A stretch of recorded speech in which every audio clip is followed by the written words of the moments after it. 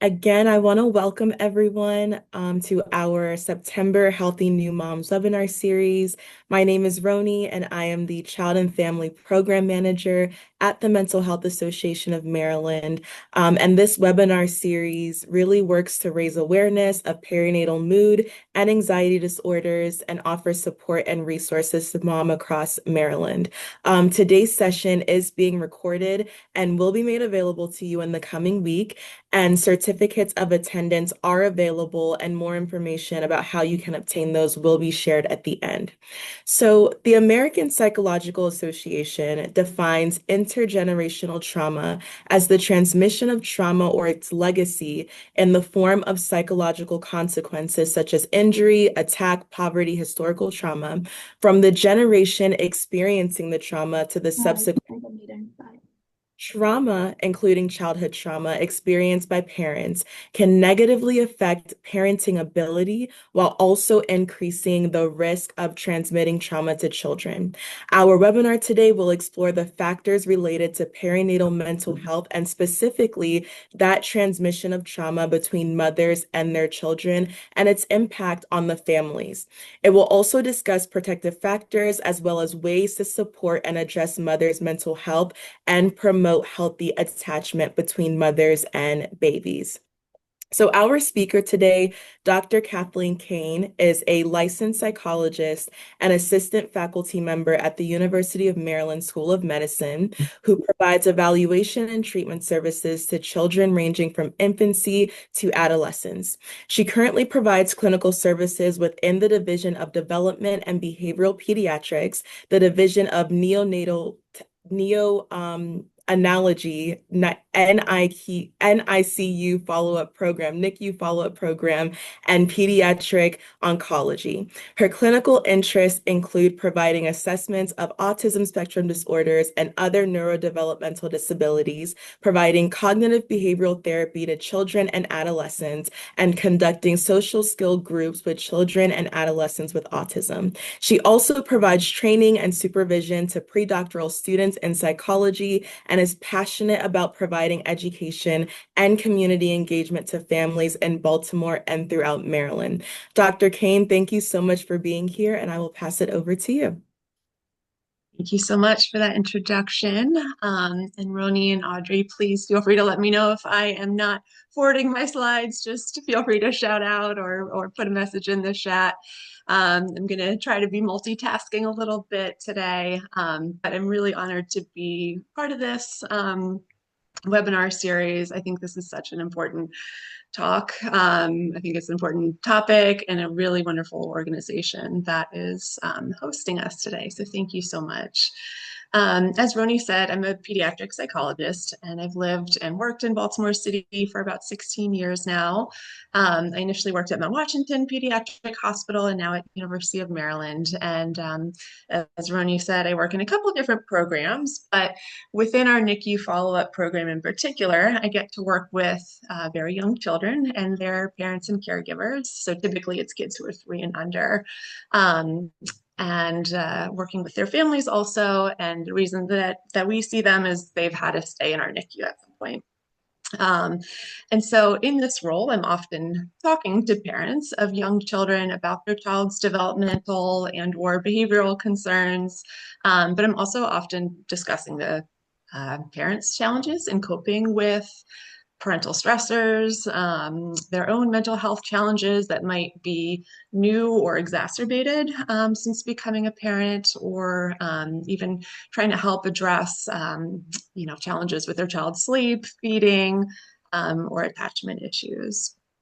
And I feel really passionate about working with marginalized populations as well as children and families involved in the foster care system.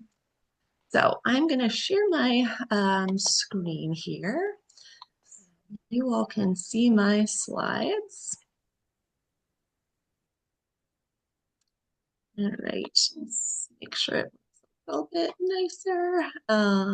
There we go. And let me know if anybody's having any trouble seeing or hearing things shortly. You're not supposed to hear anything other than me for now, but eventually you will be watching a video.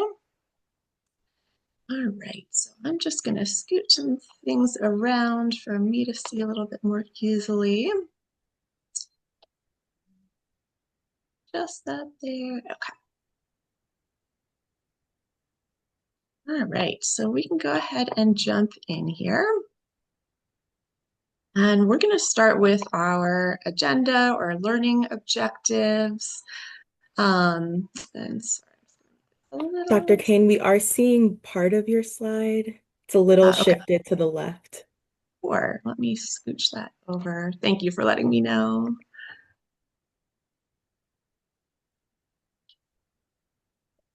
It's a little bit better. And I'd like to see how I can, oops, so see you.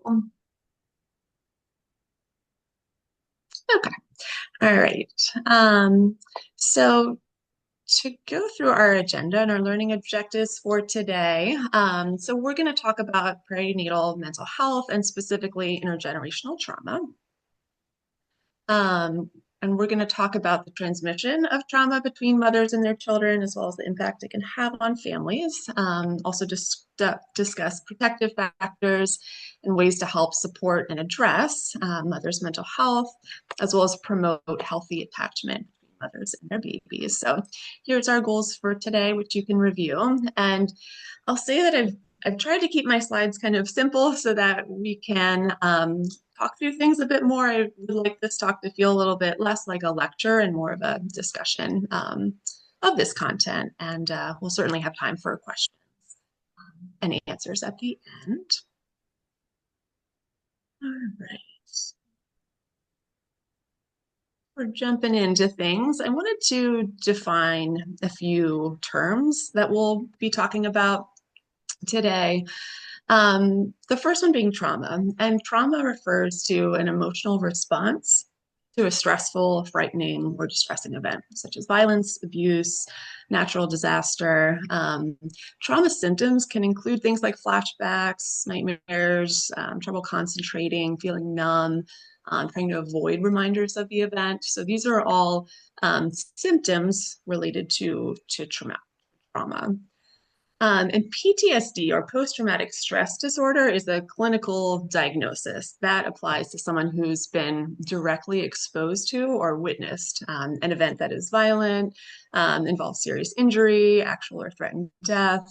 And there's also those subsequent symptoms of trauma that cause clinically significant impairment in one's functioning. So intrusive thoughts, those avoidant behaviors, differences in their mood or level of arousal.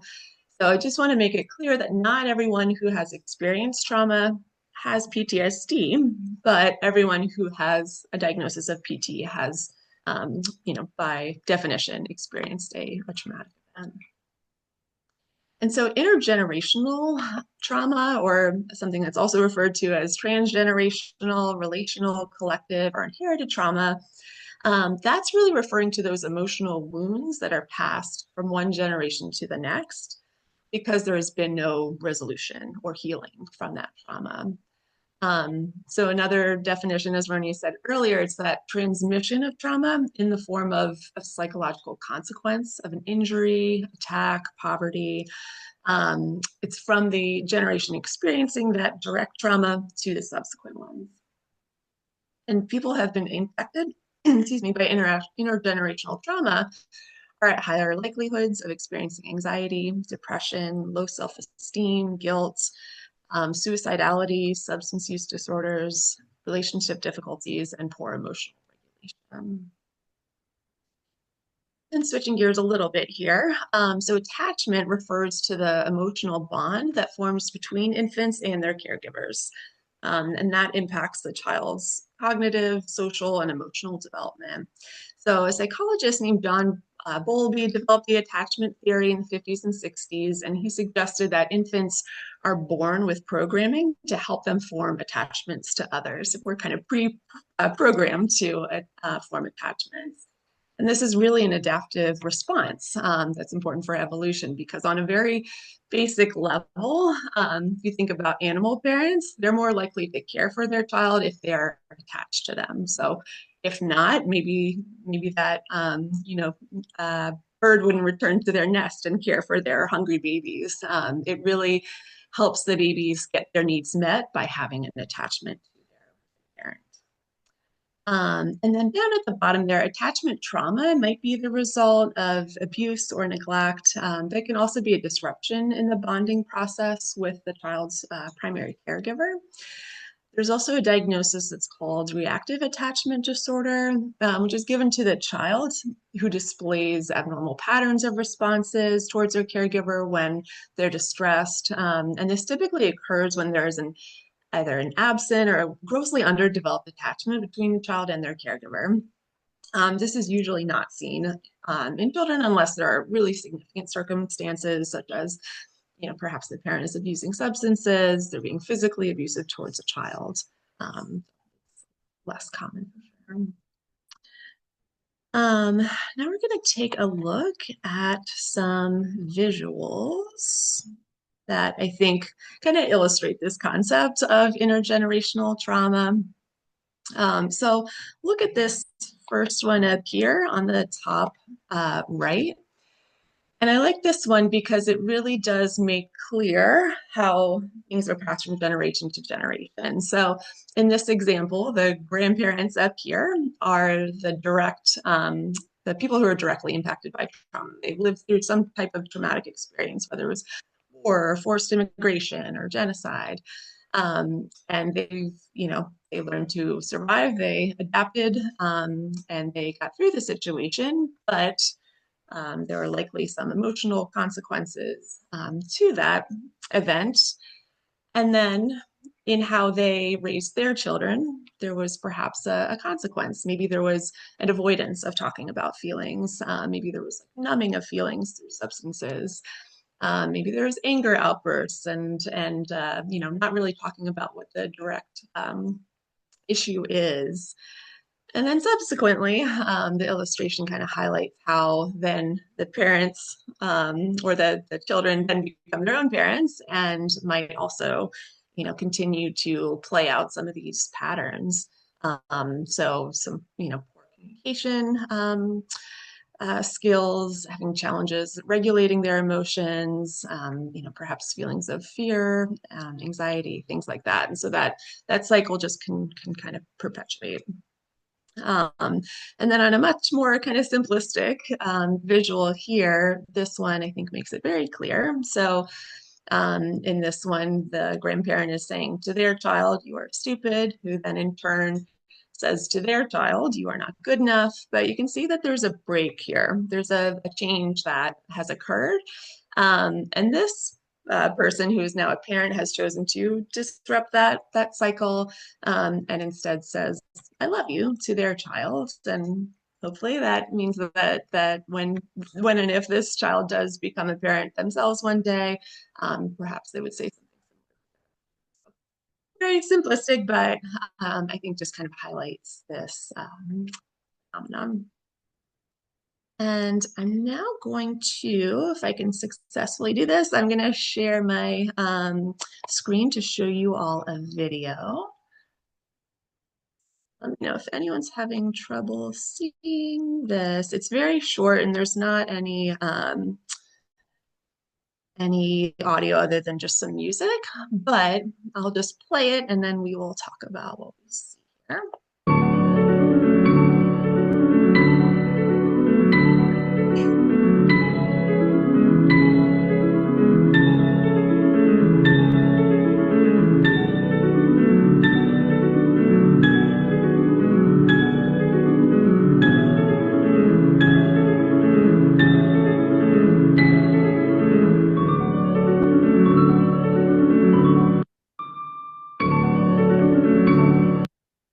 In a loop while we talk. I'll pause the music. So I like this visual too, because I think it makes clear how challenges can be passed from one generation to the next. But this is not an all kind of doom or gloom situation. You can see that this person represented by this class labeled you can create change and can disrupt this pattern or cycle.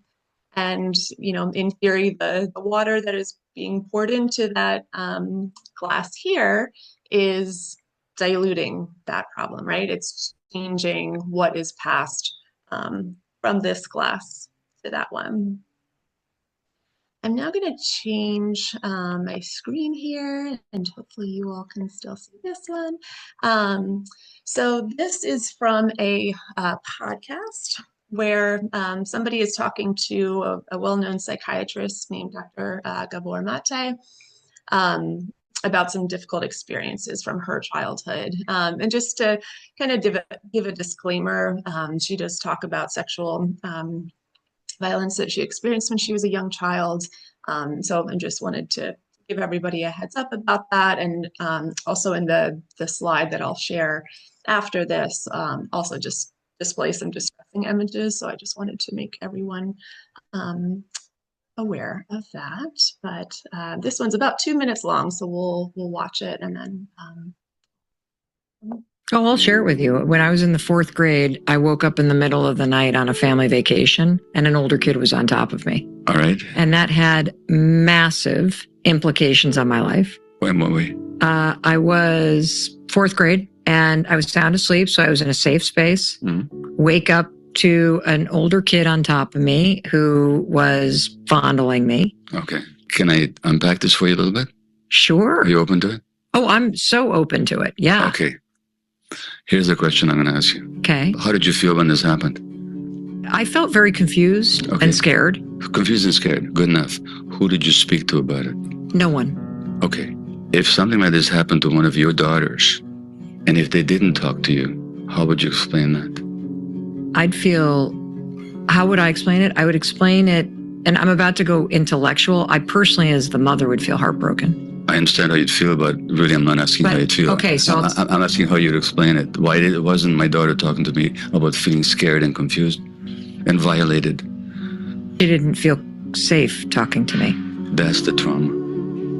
The trauma began before that happened. Because if you had been able to talk to your parents and they would have said, this is awful, you must feel terrible, come here, let me hold you, and let's deal with the situation. So the trauma is not only in what happened, it's that you were so alone when it happened. And that aloneness was yours before this traumatic event ever occurred. As a matter of fact, abusers can tell with almost laser-like accuracy who is defended and protected and who's not, who can be victimized and who cannot. So that your primary traumatic event was not this event. Not that this wasn't traumatic, of course it was hugely traumatic, but it became hugely traumatic because you were alone. And that sense of lack of safety and lack of protection, that's the primary traumatic situation. Of course, just makes me, it makes me sad that I didn't know this sooner. Yeah. But I feel very grateful for your work. Oh, I'll share it with you. When I was in the fourth. Okay. So, look my slides again here. Just things quickly. If anyone would like to share any thoughts or responses to that video, please feel free to unmute yourselves. I don't know about you, but when I was watching that for the first time and when sorry, I know my slides. There we go. When that person, the psychiatrist, kind of pointed out, like, that's the trauma. That was where the trauma started, in that the child did not feel safe to talk to their parents about what happened. That really kind of struck me. And if anyone has any thoughts or responses, please feel free to unmute.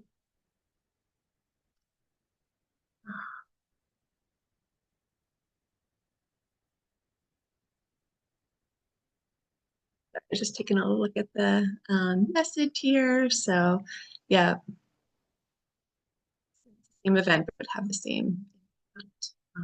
Yeah, thank you for sharing your thoughts there. I will keep moving along here. And as I mentioned, this next slide has some distressing images. But I wanted to include them because I wanted to highlight what the research within the US at least focuses on. It tends to focus on the offspring or survivors of slavery, exploited American Indian communities, which is that um, image here in the second row on the right. Holocaust survivors, which is below that, Japanese American internment camps, which is bottom left, structural racism. So these are the areas that US research tends to focus on. And even though, the Holocaust did occur overseas, we have a lot of survivors and offspring from survivors in the US. And of course, it's still um, generations. Sorry, I was just keeping an eye on the messages just so I can address things. Yeah, presence or absence of support, trust. Yeah, Alicia, I agree. That psychiatrist's way of um, recognizing how unsafe she felt was really amazing. I do have a link to that video. Okay, perfect. Moni's one step ahead of me. Wonderful, thank you. All right, so let's keep moving along here. Right, so how does this happen? How does transmission get from one generation to another? So there's a few different ways, and I think they all interplay. They all kind of interact with each other. The first one that I'll talk about being biological pathways. So this transference of trauma is believed to be epigenetic, or in other words, the impact that the transmission has on a chemical marker of a gene rather than the gene itself. So the genetic adaptation can be passed from one generation to another. And the process of epigenetics determines whether or not certain genes are expressed and to what extent. So in other words, stressors and trauma can really change our genetic expression and thus what is passed to subsequent generations.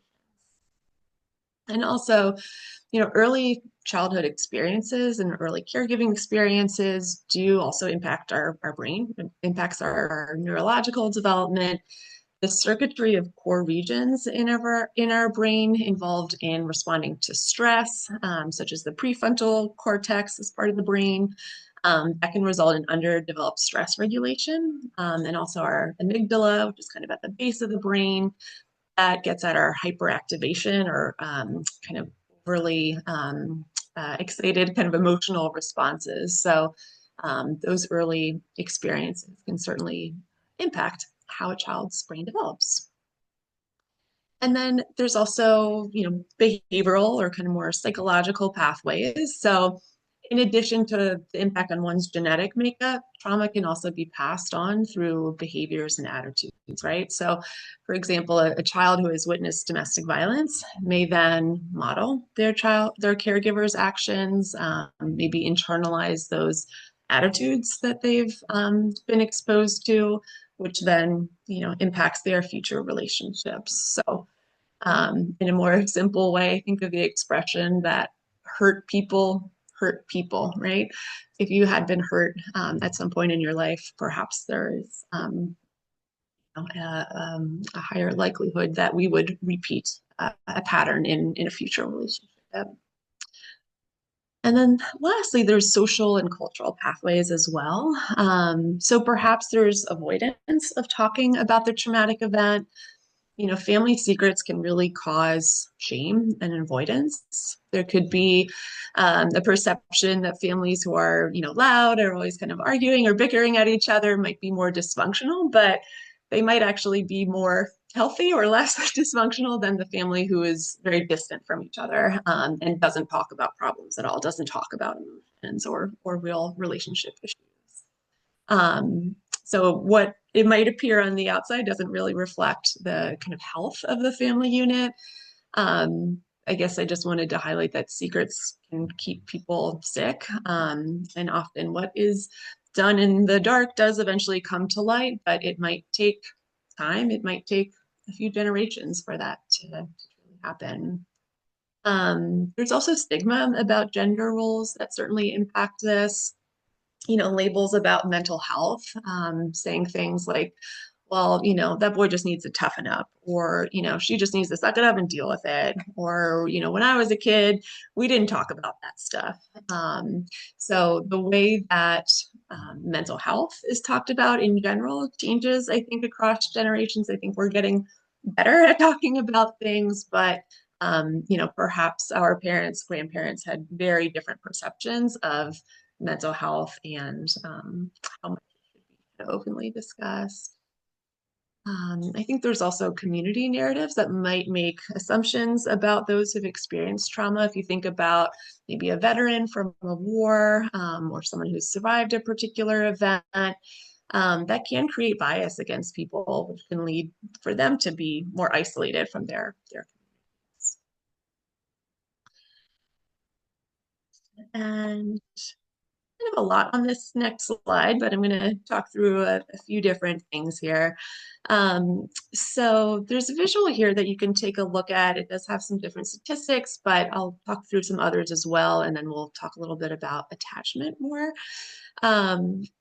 So in terms of perinatal mental health concerns, every year about 500,000 pregnant women in the US will experience a mental health condition before,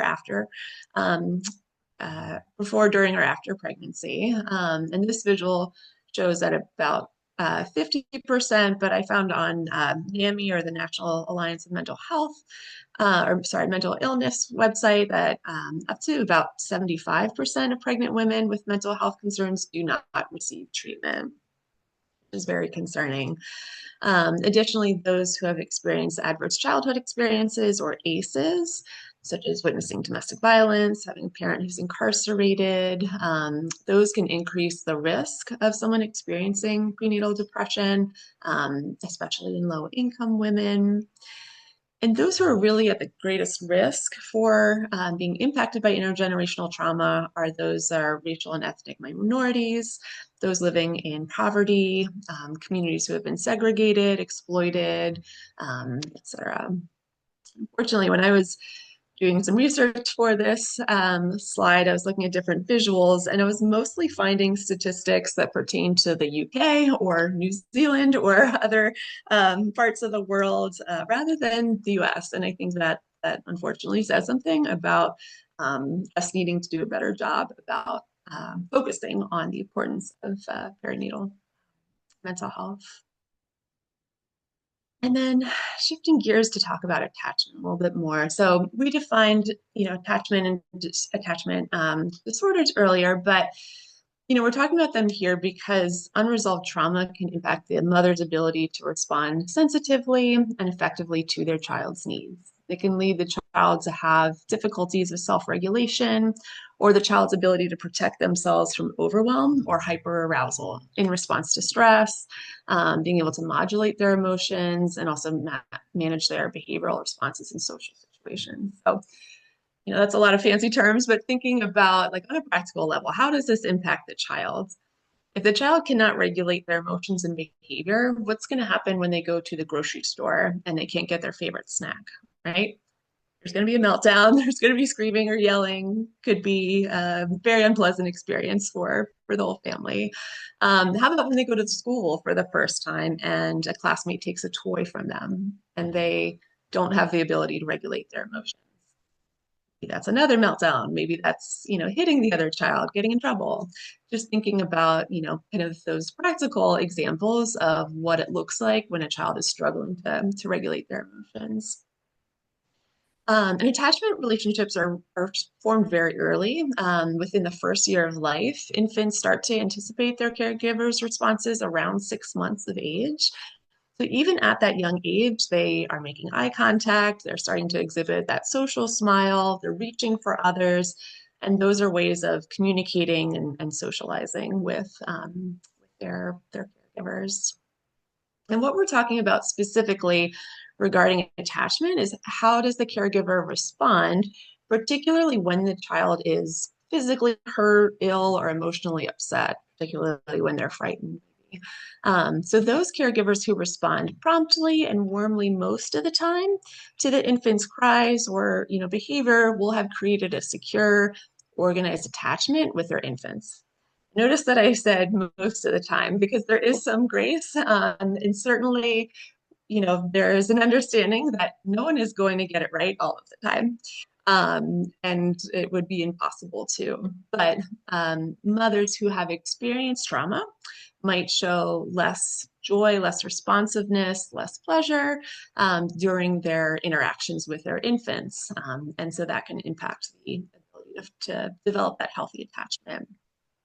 And then further, maternal PTSD increases risk for the development of an insecure mother-infant relationship.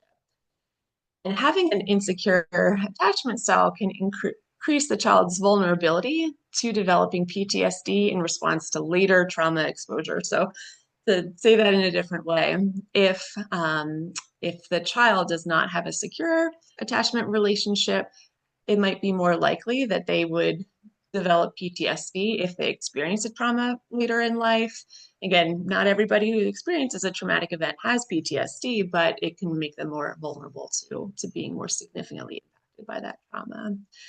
So thinking back to that woman that we were watching in the video earlier, if the same thing happened to her friend who did feel perhaps secure and comfortable enough to go to their parent after that event happened, and the parent then responded in a way that was supportive and protective, that friend might have had a very different experience than this woman did. And as I mentioned at the start of this talk, I think this is such an important topic because secure attachments can serve as a protective factor against social and emotional maladjustment and psychopathology later in childhood and beyond. And when I say psychopathology, I'm talking about things like anxiety, depression, behavioral issues, things like that. And this can really perpetuate cycles of poverty, violence, and marginalization. And I don't want this talk to sound like we're passing judgment or blame on mothers by any means. My hope is that it helps us understand how if a mother's need was not met by their caregivers, how it might be difficult for them to meet the needs. All right. And then we're going to just briefly talk a little bit more about different types of attachment and antecedents to those attachment styles. So attachment styles were developed by a psychologist named Mary Ainsworth in the 70s. And this was done to describe caregivers' sensitivity to and awareness of their child's needs and also their subsequent behavioral responses. So a secure attachment is characterized by a strong bond, but also the confidence that the caregiver is going to return, even if they're currently out of the sight. So does the child know that even if mom walks away or, walks around the corner, do they understand that mom's going to be back? I don't need to panic. She'll be back. And really these early attachment styles with our parents and caregivers impact our relationships with friends and romantic partners as we get older. So to illustrate this a little bit more, think about, like, do we trust our friends and our romantic partners that they're being loyal to us? Or do we feel the need to check up on them, try to control them, perhaps because of some feelings of insecurity within that relationship?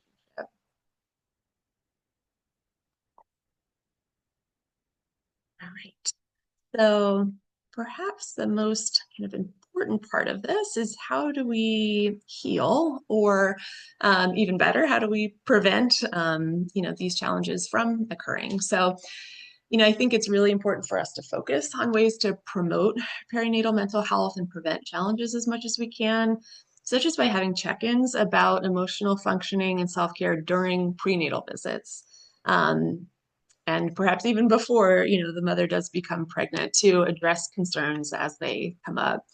So it can really help, I think, for moms to have a relationship with their physician, kind of a working relationship where you know each other and you feel comfortable with each other, rather than seeing a different provider each time you go in for a visit, so that the mother will be more likely to feel comfortable in sharing concerns as they do arise.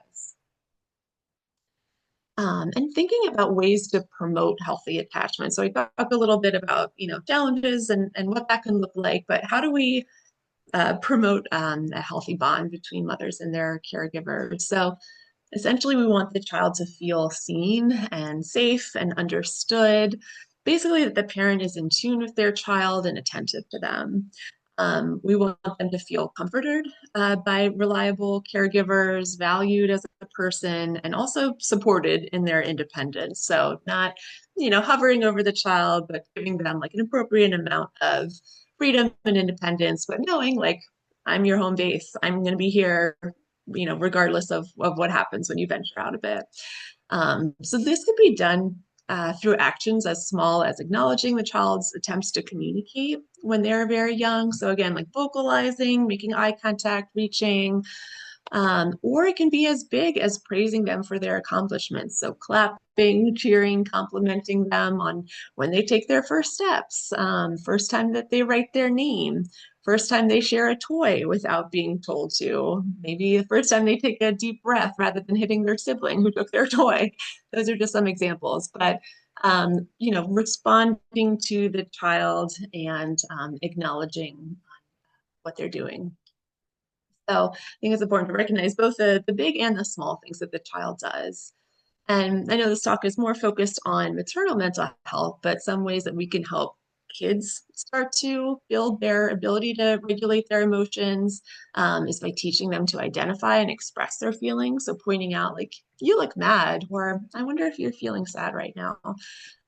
Helping them cope with those big feelings by maybe taking a few deep breaths before responding to an upsetting situation, and teaching them also how to self-advocate. So letting them know it's okay to tell the teacher if your classmate hits you, but it's not okay to hit them back.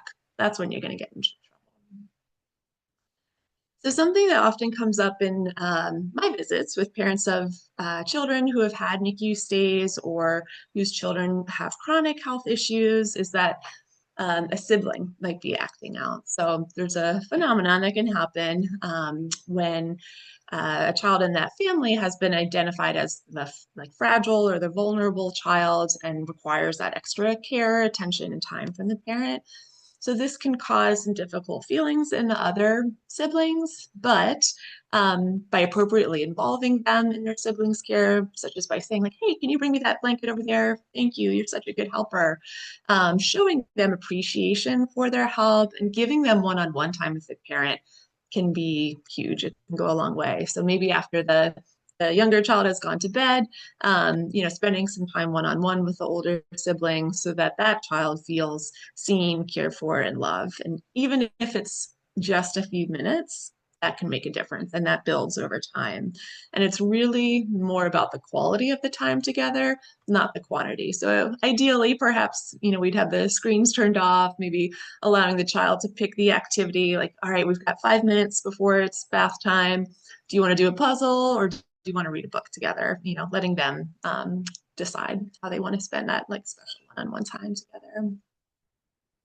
And then going back to treatment. So when it is necessary, I think it's important to help mothers seek the care of a professional and indicated, perhaps even receive trauma-informed care or family therapy that would address issues that might be relevant. So we viewed that visual earlier of the cups in that first video, and it also kind of brings about that saying that you can't pour from an empty cup. Think about what you are giving to others, what you are passing along, and what the implications for taking care of ourselves are there. There's some types of psychological interventions that can be particularly helpful for perinatal mental health issues and or trauma, include things like CBT or cognitive behavioral therapy, and I'll get into each of these a little bit, DBT or dialectical behavior therapy, and EMDR or eye movement desensitization and reprocessing. Going back to that first one, CBT can help identify and challenge problematic patterns of thoughts and actions and help find healthier ways to cope with stressors. So it's about identifying our patterns and maybe figuring out, what do I need to do differently? How can I kind of shift my patterns? DBT can help individuals learn mindfulness and emotional regulation. It can help build distress tolerance and also help build interpersonal effectiveness in managing stressors. So being able to more effectively communicate difficulties in situations. And then lastly, EMDR is a treatment specifically for those who've experienced trauma directly, and it has been shown to help individuals heal from emotional distress associated with those events. Moving into resilience and other protective factors, so social support, family members, friends, neighbors, other people can be incredibly helpful, as can personal factors such as resilience or grit that help people persist through challenges. So just as attitudes and behaviors related to trauma can be passed down through generations, so can positive traits, right? We're not all doom and gloom today. We're going to talk about those personal strengths that can also be passed along. So things like resilience. And I want you to consider who comes to mind when you hear those words, resilience or grit. Is it somebody that you know personally? Is it a family member, friend, coworker? Is it a celebrity, maybe Michelle Obama or Ruth Bader Ginsburg? Think about who your grit role model is, and we'll come back to that in a little bit. And talking about other protective factors, I also want to challenge you all to think about how you are caring for yourselves. Think about when you are on a plane, you're given those safety instructions, right? We're always told to put on our oxygen masks first before helping others do so. Why is that? If we are not caring for ourselves, how can we care for others? If we cannot breathe, we cannot help anybody else breathe. So self-care truly is not selfish, although we might feel guilty for doing so, especially if it hasn't been taught or modeled for us when we were growing up, but it is incredibly important. So I want you all to consider how are you regularly caring for your body, such as what are you eating? How are you getting exercise? How are you resting? How are you caring for your mind? Are you getting to experience laughter, peace, joy?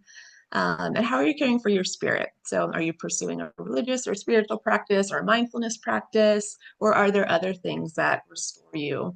And maybe it's, something that just kind of brings you back to who you are and can feel like you have been reset a little bit. And talking a little bit more about caring for your body. So movement and exercise in particular are crucial components of mental health, particularly for trauma. And there's a growing body of research on how trauma can get kind of trapped in the body. So there's a book by psychiatrist Dr. Bessel van der Kolk in our resources slide that we'll look at in a few minutes that talks further about how trauma impacts us physically and can lead to chronic health conditions if not treated. We're not just talking about mental health concerns, but medical conditions such as chronic pain, fatigue, autoimmune conditions, et cetera. It not just impacts us in terms of our mental health, but physical health as well, if not addressed. And this is also something that Dr. Mate, who we saw earlier in that podcast video, he writes about a lot in his book, how trauma and early childhood experiences impact both our mental and physical health. And just as a side note about Dr. Mate, who we saw, he was born in Hungary and his family immigrated to Canada when he was a young child. His grandparents were killed in the Holocaust, and his father was a forced laborer under the Nazis, and his mother had a stranger care for him for 5 weeks when he was an infant so that he would survive. So he is truly somebody that, can speak from his own experiences, but also, help others heal. It's pretty amazing. So he's a very prolific writer, has lots of really great books. And last point on the slide here, so community healing and social change. So collective rituals, commemorations, and storytelling can all provide healing to communities. To share a personal experience, I once visited the concentration camp Dachau in Germany, and as you enter, at the front gate, there's a memorial wall that's etched with writing in 5 different languages that says "Never again." And I think it is there to prompt people before they witness that space, the reminder that we cannot repeat the mistakes of our past, right? The reason that there are memorials and museums commemorating terrible events in our history is because if we understand history, we are less likely to repeat it. And we know that trauma or repeated trauma increases the likelihood of developing PTSD. So I think it's also helpful to think about how we can help our communities make progress. Like, how do we look forward while also remembering the past? So activism, I think, can be a way to promote healing. So by doing things like voting, participating in community events, joining a neighborhood council, being aware of local news and politics, calling or writing your elected officials to express your concerns. These are all ways that we can take actionable steps to improve our communities and make everyone feel more safe, healthy, and equitable. When we are informed, we are less likely to be susceptible to undue influence. And going to shift to another slide here. So we're going to talk a little bit about the resources that we have on this slide. So these books further discuss intergenerational trauma and the impact of trauma in general. As I mentioned, Dr. Vanderkolk's, one of his books is here. There are others. And then Dr. Mate was the other psychiatrist we had mentioned. Further reading about this topic if anyone is interested. And the organizations that are listed here are provided to give you all some additional information about resources for perinatal mental health issues, as well as support for families of young children. I know Healthy New Moms has wonderful resources on their websites that are local. These are some national and even international resources here. But there's a lot of great information and ways for parents to connect to others if needed. And let's see here. That has brought us to a point where we can talk about any thoughts or questions. I'm going to take a peek at the messages here in the chat. Oh, amazing. That's so great. Thank you all for introducing yourselves a little bit more and asking for resources. I do see Lauren's hand is up for a question. Lauren, love to hear your question. Hi, I just wanted to say hello. I was so glad to see Postpartum Support International on your resource slide. I co-chair the Maryland chapter there, and I am also a volunteer for their support coordinator program. I don't know if anybody, I'm happy to share the link for volunteering at PSI, but one of the things we do is help answer text messages and calls that come to the hotlines and the warm lines. They get funneled down to your area. So I'm one of those people in Anne Arundel County. And I work as a postpartum doula. So I think about this a lot at work. And I think I read about this in Oprah's recent book about trauma. I'm trying to remember the name. It's like What Happened to You, I think. And she was talking about the doctor in the book who co-authored it with her. I'm blanking on his name, was talking about the impacts on like the baby's nervous system and kind of future mental health based on how the parent responds to their needs within the first 8 weeks following birth. Which just feels so, I mean, I'm a mom of three. I'm like, oh, how many times did I not get my baby during that Sure. time?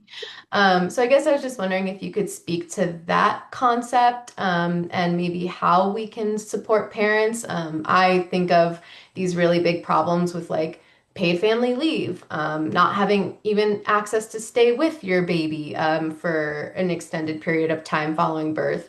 The birth person recovering from birth traumas and PTSD related to birth. So I don't know if you have any tips for us parents out there who are trying to show up the best we can, and how doulas and other community members like myself can best support, parents in that kind of critical feeling window. Yeah, that's such important work that you do. Thank you so much. If you wouldn't mind putting that link in the chat, that would be wonderful. I think that'd be great for people to have access to that. Yeah, great question. And just to reiterate what I said earlier, that nobody is going to get it right all the time. And especially if there are other factors impacting the mother's health or the baby's health, it can be particularly challenging. So thinking about babies that are in the NICU, some of our babies are born so early or so sick that they are in the NICU for weeks, if not months. Um, and this was actually the topic of my dissertation. How do we promote a healthy attachment in babies who are in the NICU? And, you know, how do we balance parents feeling like, they are forming this healthy attachment, but at the same time, not putting unnecessary guilt or shame or blame on themselves, because maybe there's other siblings at home. Maybe they do have to go back to work in 2 weeks. How on earth do we balance all of these things? And again, I think that highlights the importance of activism and voting for people who will look out for families and make sure that we have an appropriate amount of leave when necessary. But I think it also comes down to it not just being one person's role. Of course, the mom wants to form that healthy attachment, but it does not need to be only her all of the time. Perhaps there's another parent, perhaps there's other family members. I mean, this is why there are uh, baby holders in the NICU and in hospitals who are volunteers. Usually these are people who are retired, who, devote a couple hours a week to volunteering, just holding babies and giving them that like warm, feeling of being held, giving them that interaction. And that's what is important, that there is that connection to other people. It can be more than one person for sure. But of course, we want to promote the parent mother, the mother child attachment as well, and helping the mother feel, empowered to, take the lead on making decisions and things like that. But it is not solely her who can care for her child. Helpful. Thank you. Yeah, of course. And it's funny that you mentioned Oprah, because I was going to share, I think she is my grit role model that I asked you all about earlier. I think she is somebody that has experienced so much in her life. And I mean, talk about resilience and her devotion, I guess, to helping others, I think is really impressive. Um, And yes, so Cynthia, I think Roni was going to share my email address with you all. So if anyone does have any questions that they'd like to reach out to me about, you're more than welcome to email me even after this morning. Yeah, any Thank other? you so much. You're welcome. I was going to Yes. say the same thing. If there Yeah. are any other questions, we do have a couple more moments. Let me see if anything pops up. Awesome. If not, thank you again so much, Dr. Kane. This was so insightful for myself and I know for many others. Thank you for the University of Maryland School of Medicine as well. And I want to thank you all for joining today. You will receive a follow-up email with the link to the recording, Dr. Kane's information as well, and everything else that was shared today. So certificates of attendance are available. If you click the link that was just posted in the chat, you will be able to request your certificate. These are not CEUs, but they're just, certificates to show that you were in attendance to this webinar. If you're interested in serving as a guest speaker for an upcoming Healthy New Moms webinar, click the link in the chat and someone from Healthy New Moms will reach out to you. And again, we look forward to working with you all to support mothers and families across Maryland. If you have any questions about Healthy New Moms, you can reach us at info.hnm@mhamd.org. Again, that's info.hnm@mhamd.org. Thank you all so much and have a great rest of your day.